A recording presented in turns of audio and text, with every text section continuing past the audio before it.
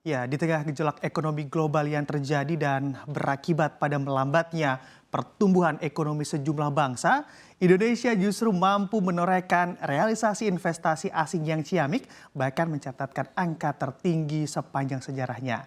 Dari sini, apakah dapat diartikan Indonesia masih memiliki daya pikat yang besar karena memang berhasil menggait pemodal asing walaupun kondisi dunia terancam resesi? Selengkapnya akan kita ulas bersama dalam Dunia Jelang Resesi Indonesia Kian Seksi. Ya, mengamati begitu ya data-data yang mana dirilis oleh BKPM terkait realisasi investasi pada kuartal 3 2022 ini tentu menjadi kabar yang sangat membahagiakan begitu ya, apalagi akhir-akhir ini bila membahas terkait kondisi perekonomian lebih cenderung mengarah pada sejumlah kekhawatiran dari kondisi yang ada saat ini. Nah, bisa dilihat di sini di mana pada kuartal 3 2022 Indonesia mampu mencatatkan realisasi investasi dengan total mencapai 307,8 triliun rupiah banyaknya. Dari angka ini kontribusi pemodal asing atau investor asing pun diketahui nilainya juga besar mencapai 169 triliun rupiah. Dan ternyata apabila dibandingkan dengan capaian pada tahun sebelumnya, investasi asing bergerak positif atau tumbuh sebesar 63,9% secara year on year ataupun secara tahunan, bahkan menjadi level tertingginya sepanjang sejarah. Nah, ini big applause untuk pemerintah Indonesia. Dan memang untuk negara-negara yang mana berkontribusi terhadap realisasi investasi asing, tercatat ada negara di sini. Kita lihat dulu, kita intip di slide selanjutnya. Ada negara Singapura ternyata di urutan pertama, lalu ada Jepang, lalu juga ada Hong Kong, lalu juga ada Malaysia dan juga Singapura. Nah, di sini memang dari kelima negara ini Singapura lah kontributor terbesar investasi asing RI, nilainya mencapai 3,8 miliar dolar Amerika Serikat. Nah, di sini di kuartal ketiga di tahun ini. Nah, memang lalu dari capaian investasi ini sebelumnya juga dilihat juga begitu ya, kira-kira dari mana saja, dan ternyata di nomor 2 ada dari Tiongkok yang mana juga nilai investasinya di bawah dari Singapura dan nilainya juga masih besar di 1,6 miliar dolar Amerika Serikat, kontribusinya 15,3%. Lalu ada juga Jepang di sini yang mana mencapai 1 miliar dolar Amerika Serikat, lalu juga ada Hong Kong di 1 miliar dolar Amerika Serikat, dan juga di sini ada Malaysia yang mencapai 0,9 miliar dolar Amerika Serikat atau kontribusinya mencapai 7,7%. Dari investasi asing yang ada saat ini yang mana juga masuk ke Indonesia, sebetulnya sektor-sektor mana sih yang menjadi pilihan juga dan memiliki daya pikat besar bagi para investor asing? Kita lihat di slide selanjutnya.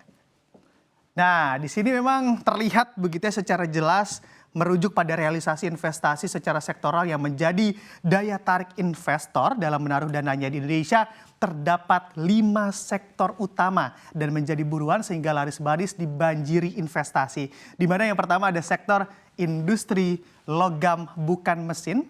Nah, dari sektor ini total investasi yang masuk mencapai 131,8 triliun rupiah periode Januari hingga September 2022. Nah, di sini nilai ini pun juga terlihat tumbuh sebesar 14,8% apabila dibandingkan dengan periode yang sama di tahun sebelumnya atau di tahun 2021 lalu. Dan juga untuk sektor yang kedua ada sektor transportasi yang mana juga mampu mencatatkan torehan investasi sebesar 97,6 triliun rupiah atau bergerak tumbuh sebesar 10,9% secara tahunan. Selanjutnya untuk di posisi ketiga ataupun kita geser ke kanan sedikit, kanan saya ada sektor pertambangan yang mana mampu menorehkan, mencatatkan torehan investasi sebesar 96,5 triliun rupiah atau tumbuh sebesar 10,8% secara tahunan.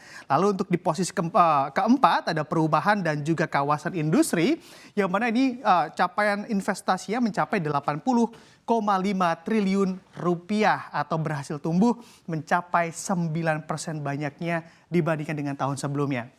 Dan untuk yang terakhir ada sektor listrik, gas dan juga air yang mana juga capaian investasinya berkontribusi sebesar 68,6 triliun rupiah atau tumbuh sebesar 7,7% secara tahunan. Dan melihat secara keseluruhan pun apabila dibandingkan dengan target yang ditetapkan, angka-angka di sini sudah mencapai 74,4% dari target investasi. Nah, ini juga perlu diperhatikan, semoga achieve ya ataupun bisa achieve di tahun ini target dari pemerintah. Lalu dampak apa saja yang kiranya juga akan timbul apabila investasi tanah air dibanjiri oleh para pemodal asing? Kita lihat di slide selanjutnya.